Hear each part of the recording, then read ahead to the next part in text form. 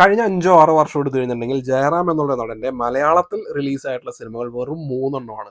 കുറേ ഗ്യാപ്പിന് ശേഷം ജയറാം എന്നുള്ളൊരു നടനെ, ഒരു താരത്തെ സെലിബ്രേറ്റ് ചെയ്യുന്ന രീതിയിൽ അദ്ദേഹത്തിൻ്റെ പഴയ സിനിമയിലെ സൂപ്പർ ഹിറ്റ് ആയിട്ടുള്ള ഒരു പാട്ട്, പിന്നെ ഡയലോഗുകൾ, പിന്നെ പുള്ളിയുടെ തന്നെ ട്രോളായിട്ടുള്ള മീമായിട്ടുള്ള ആ ഒരു സംഭവങ്ങളെല്ലാം എടുത്തിട്ട്, പിന്നെ പുള്ളിയുടെ സേഫ് ആയിട്ടുള്ള സ്ട്രോങ് ആയിട്ടുള്ള സോൺ എന്ന് പറയുന്നത് ഫാമിലി മൂവീസാണ്. അപ്പം അങ്ങനെ ഒരു ഫാമിലി മൂവിയാണ് ആശകൾ 1000.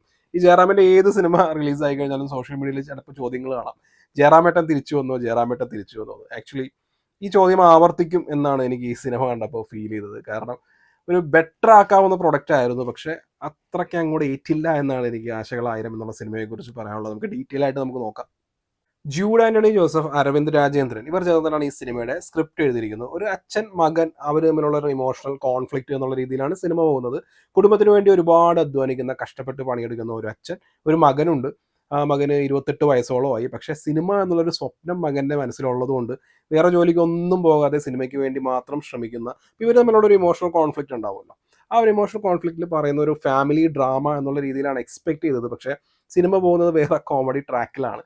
കാരണം ഈ ആശാൻ ഈ ആഴ്ച തന്നെ റിലീസായിട്ടുള്ള സിനിമയാണ്. ആശാൻ എന്നുള്ള സിനിമയിൽ ഈ സിനിമയ്ക്കുള്ളിലെ സിനിമയെക്കുറിച്ച് പറയുന്ന ഒരു കാര്യങ്ങളൊക്കെ ഉണ്ട്. അപ്പോൾ ഈ സിനിമയിൽ ആശകൾ 1000ത്തിലേക്ക് വരുമ്പോഴും ഇതിൽ ഒരു സിനിമ എന്നുള്ളൊരു ഇതുണ്ട്. ഒരു അബദ്ധവശാൽ, ഒരു ആക്സിഡൻ്റലി ആ സിനിമയിൽ അഭിനയിക്കാൻ ഇതിൽ അച്ഛൻ ക്യാരക്ടറിന് ഒരു ചാൻസ് കിട്ടുകയും പിന്നെ തുടർന്ന് വരുന്ന മാറ്റങ്ങളും കാര്യങ്ങളൊക്കെയാണ് ഈ സിനിമയിൽ വരുന്നത്. അപ്പോൾ ആ ഒരു ട്രാക്കിൽ വരുന്ന കുറച്ച് കോമഡി സീക്വൻസും കാര്യങ്ങളൊക്കെ ഉണ്ട്. പിന്നെ സിനിമയുടെ ഉള്ളിൽ നടക്കുന്ന കാര്യമായതുകൊണ്ട് തന്നെ സിനിമാക്കാരിൽ ഒരു ജാടക്കാരനായിട്ടുള്ള, അതിനകത്തൊരു നെഗറ്റീവ് ക്യാരക്ടർ അവതരിപ്പിച്ചിരിക്കുന്നത് ഒരു സൂപ്പർ സ്റ്റാർ ആയിട്ടുള്ള ഒരു ക്യാരക്ടറാണ്. അതായത് ഷറഫുദ്ദീൻ അവതരിപ്പിച്ചിരിക്കുന്ന ഒരു സൂപ്പർ സ്റ്റാറാണ്. അപ്പോൾ അയാളുടെ ഈഗോസ് തുടങ്ങിയ കാര്യങ്ങൾ അതിനകത്ത് വരുന്ന കുറച്ച് കോമിക് ആയിട്ടുള്ളതും പിന്നെ വേറെ അല്ലാതായിട്ടുള്ള കുറേ മൊമെന്റ്സും കാര്യങ്ങളൊക്കെ ആയിട്ട് ഇതിൻ്റെ ഫസ്റ്റ് ഹാഫ് ഇൻ്റർവെല്ലിൽ വരെ ആക്ച്വലി നല്ല വെൽ പാക്ഡ് ആയിട്ടാണ് പോകുന്നത്. ബോറടിക്കുകയൊന്നുമില്ല, നമുക്ക് നല്ല രീതിയിലേക്ക് കണ്ടിരിക്കാം. നല്ല നല്ല കുറേ മൊമെന്റ്സ് പടത്തിലുണ്ട്. സെക്കൻഡ് ഹാഫിലേക്ക് വരുമ്പോൾ അച്ഛനും മകനും തമ്മിലുള്ള ഒരു കോൺഫ്ലിക്റ്റ് ഉണ്ട്. ആ കോൺഫ്ലിക്റ്റാണ് ഇത് പ്രോപ്പറായിട്ട് രജിസ്റ്റർ ആയിട്ട് പറയേണ്ടത്. അപ്പോൾ അച്ഛൻ മകൻ എന്നുള്ള ഈ രണ്ട് ക്യാരക്ടേഴ്സിനെ നല്ല രീതിയിലാണ് എഴുതിയിരിക്കുന്നത്. പക്ഷേ ഇതിലെ മെയിൻ ആയിട്ടുള്ള വേറൊരു ക്യാരക്ടർ എന്ന് പറഞ്ഞാൽ നെഗറ്റീവ് ആയിട്ടുള്ള ക്യാരക്ടറാണ് ഈ ഷറഫുദ്ദീൻ അവതരിപ്പിച്ചിരിക്കുന്ന ഈ ക്യാരക്ടർ. ഈ അച്ഛനും മകനെയും എത്രയും സ്ട്രോങ് ആയിട്ട് എഴുതിയിട്ടുണ്ടോ അതുപോലെ സ്ട്രോങ് ആയിട്ട് ഈ നെഗറ്റീവ് ക്യാരക്ടറെ എഴുതിയിട്ടില്ല. അപ്പോൾ ഈ നെഗറ്റീവ് ക്യാരക്ടർ നടത്തുന്ന മൈൻഡ് ഗെയിം തുടങ്ങിയ കാര്യങ്ങൾ, അതിനകത്തേക്ക് വരുന്ന ആ ഒരു ഡ്രാമ തുടങ്ങിയ കാര്യങ്ങളൊന്നും പ്രോപ്പറായിട്ടല്ല വർക്കായിരിക്കുന്നത്. കാരണം എന്താണെന്ന് വെച്ചിട്ടുണ്ടെന്നുണ്ടെങ്കിൽ ഈ സിനിമയിൽ പ്രധാനപ്പെട്ട കോൺഫ്ലിക്റ്റ് അച്ഛനും മകനും തമ്മിലുള്ളതാണ്. അപ്പോൾ ഈ മകൻ്റെ പോയിന്റ് ഓഫ് വ്യൂവിൽ പറയേണ്ട കുറച്ച് കാര്യങ്ങളുണ്ട്. ഇത് ഡയലോഗ്സിലൂടെയൊക്കെയാണ് കാളിദാസ് എക്സ്പ്രസ് ചെയ്യുന്നത്. പക്ഷേ ആ സമയത്ത് ഈ മകൻ്റെ പോയിന്റ് ഓഫ് വ്യൂവിൽ പറയുന്ന കാര്യങ്ങളൊന്നും പ്രോപ്പറായിട്ട് എസ്റ്റാബ്ലിഷ് ചെയ്യാൻ, അതായത് ഈ ഒരു സൈഡിലെ ന്യായം അല്ലെങ്കിൽ അവൻ്റെ ഉള്ളിലുള്ള പ്രശ്നങ്ങൾ, അവൻ്റെ സംഘർഷങ്ങൾ, ഇതൊന്നും പ്രോപ്പറായിട്ട് എഴുത്തിലൂടെയോ അല്ലെങ്കിൽ അഭിനയത്തിലൂടെയോ പ്രേക്ഷകരിലേക്ക് പ്രോപ്പറായിട്ട് കണക്ട് ചെയ്യാൻ പറ്റിയിട്ടില്ല. അതൊരു പ്രധാനപ്പെട്ട പ്രശ്നമാണ്. അതുകൊണ്ട് തന്നെ ഈ മൊത്തം ഡ്രാമ ഡൈല്യൂട്ട് ആവുന്നുണ്ട്. പിന്നെ ക്ലൈമാക്സ് ഒക്കെ വളരെ വീക്കാണ്. ഈ ഒരു ക്യാരക്ടേഴ്സൊക്കെ ആ സമയത്ത് എങ്ങനെ അവിടെ എത്തി തുടങ്ങി ഒരുപാട് ചോദ്യങ്ങളും കാര്യങ്ങളൊക്കെ ഉണ്ട്. പിന്നെ ചുമ്മാ കയ്യടി കിട്ടാൻ വേണ്ടി മലയാള സിനിമ ആരുടെയും തന്തയുടെ വകയല്ല എന്നുള്ള രീതിയിലുള്ള ഡയലോഗ്സ് ഒക്കെ ചേർത്തിട്ടുള്ള ഒരു അയ്യെന്നൊക്കെ തോന്നിപ്പിക്കുന്ന രീതിയിലുള്ള ഒരു ക്ലൈമാക്സ് ഒക്കെയാണ് ഈ പടത്തിലുള്ളത്. നെപ്പോക്കിഡ്സിനെ പറ്റി പറയുന്ന, നെപ്പോട്ടിസത്തിനെ വിമർശിക്കുന്ന ഈ സിനിമയിൽ ക്രാഫ്റ്റ് പരമായിട്ട് ബാധ്യതയാകുന്നത് ഈ സിനിമയിൽ അഭിനയിച്ച യഥാർത്ഥ നെപ്പോക്കിഡ്സ് ആണ്. ഒന്ന് ആലോചിച്ച് നോക്കുക, എജ്ജാതി അയണിയാണെന്ന്. അങ്ങനത്തെ കുറച്ച് കോമഡികളൊക്കെ, അതായത് സിനിമയിൽ അവർ ഉദ്ദേശിച്ചിരിക്കുന്നതല്ല, യഥാർത്ഥത്തിൽ കോമഡിയായി മാറിയിട്ടുള്ള കുറച്ച് സീക്വൻസുകളൊക്കെ ആശകൾ 1000 എന്നുള്ള ഈ സിനിമയിലുണ്ട്.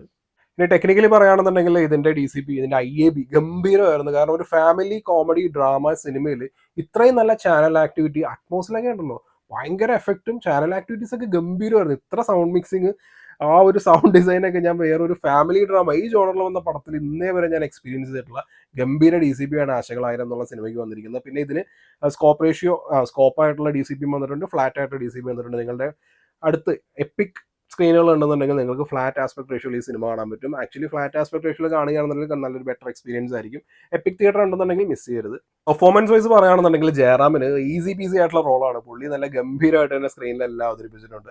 കാളിദാസിന് അത്രയ്ക്ക് എങ്ങോട്ട് അഭിനയിക്കുക, കാരണം പുള്ളി നാഷണൽ അവാർഡൊക്കെ മേടിച്ചിട്ടുള്ള ഒരു ആക്ടറാണ്. പക്ഷെ പറഞ്ഞിട്ട് കാര്യമില്ല, ഈ സിനിമയിൽ പുള്ളി അത്ര നന്നായിട്ടല്ല പെർഫോം ചെയ്തിരിക്കുന്നത്. പിന്നെ ഗംഭീര പെർഫോമൻസ് വരുന്നത് ഷറഫുദ്ദീനാണ്. ഷറഫുദ്ദീൻ്റെ ഡയലോഗ് മോഡുലേഷൻ, പുള്ളി സ്ക്രീനിൽ വരുമ്പോൾ, അതായത് ഇനി എപ്പോൾ ഷറഫുദ്ദീൻ്റെ അടുത്ത സീൻ വരുമെന്നാണ് നമ്മൾ ആഗ്രഹിക്കുന്നത്. ഈ പടത്തിൽ പുള്ളി ഒരു നെഗറ്റീവ് ക്യാരക്ടറാണ്, ഒരു ചൊറിയൻ, ഒരു അലമ്പ് ക്യാരക്ടറാണ്. എന്നാൽ പോലും പുള്ളി സ്ക്രീനിൽ പുള്ളിയുടെ പെർഫോമൻസ് കാണാൻ ഇഷ്ടപ്പെടും. ആ രീതിയിലാണ് പുള്ളി വന്ന് ആ ക്യാരക്ടറിനെ നല്ല രീതിയിൽ പെർഫോം ചെയ്ത് വെച്ചിരിക്കുന്നത്. പിന്നെ ആശാ ശരത്തുണ്ട്. എല്ലാ സിനിമയിലും പോലെ തന്നെ ഭർത്താവിനെയും മകനെയും ഒരേപോലെ സപ്പോർട്ട് ചെയ്യുന്ന ഒരു നന്മമരം അമ്മ റോളാണ്. അതുപോലെ തന്നെ ചെയ്തു വെച്ചിട്ടുണ്ട്. ഇഷാനി കൃഷ്ണ അടുത്തനെപ്പോൾ തരക്കേടില്ലായിരുന്നു. പിന്നെ സോഷ്യൽ മീഡിയയിലുള്ള അഖിൽ NRD, പുള്ളിയുടെ റീൽസിലും കാര്യങ്ങളിലും കാണുന്ന ഒരു ഓവർ ആക്ടിങ് ഉണ്ടല്ലോ, അത് ഈ സിനിമയിൽ ഉണ്ടായിരുന്നില്ല. അത് ഭയങ്കര സർപ്രൈസിങ് ആയിരുന്നു. മൊത്തത്തിൽ ഈ സിനിമയെക്കുറിച്ച് പറയുകയാണെന്നുണ്ടെങ്കിൽ ഫസ്റ്റ് ഹാഫ് നല്ല കോമഡിയും കാര്യങ്ങളൊക്കെ ഉണ്ട്. നല്ല രീതിയിൽ തന്നെ പോകുന്നുണ്ട്. സെക്കൻഡ് ഹാഫിലേക്ക് വരികയാണെന്നുണ്ടെങ്കിൽ ഒട്ടും വർക്കാവാത്ത കുറച്ച് ഡ്രാമയും ഒട്ടും എഫക്റ്റീവ് അല്ലാത്തൊരു ക്ലൈമാക്സും ഒക്കെ ഉണ്ട്. ഈ ജയറാം എന്നുള്ളൊരു താരത്തെ, ആ ഒരു നടനെ സെലിബ്രേറ്റ് ചെയ്യുന്ന സിനിമയിൽ അദ്ദേഹത്തിൻ്റെ പഴയ പാട്ടുകളും അല്ലെങ്കിൽ പഴയ ഡയലോഗ്സും പിന്നെ അതിൻ്റെ ട്രോളായിട്ടുള്ള മീമായിട്ട് വന്നിരിക്കുന്ന കാര്യങ്ങളൊക്കെ അതൊക്കെ പറയുന്ന ഒരു സിനിമയിൽ കുറച്ചുകൂടി നല്ല ബെറ്റർ ആയിട്ടുള്ള ഒരു സ്ക്രിപ്റ്റും കൂടി ഉണ്ടായിരുന്നു എന്നുണ്ടെന്നുണ്ടെങ്കിൽ ഒരു നല്ലൊരു കംപ്ലീറ്റ് പാക്കേജായി മാറിയാനെ. പക്ഷേ ഇതൊരു മീഡിയോക്കർ ആയിട്ടുള്ള ഒരു ആവറേജ് സിനിമാറ്റിക് എക്സ്പീരിയൻസ് ആയിരുന്നു. ക്ലീൻ യു സർട്ടിഫിക്കറ്റ് ആണ്. ഫാമിലി ആയിട്ട് തന്നെ പോകാൻ പറ്റുന്ന ക്ലീൻ ആയിട്ടുള്ള പടം.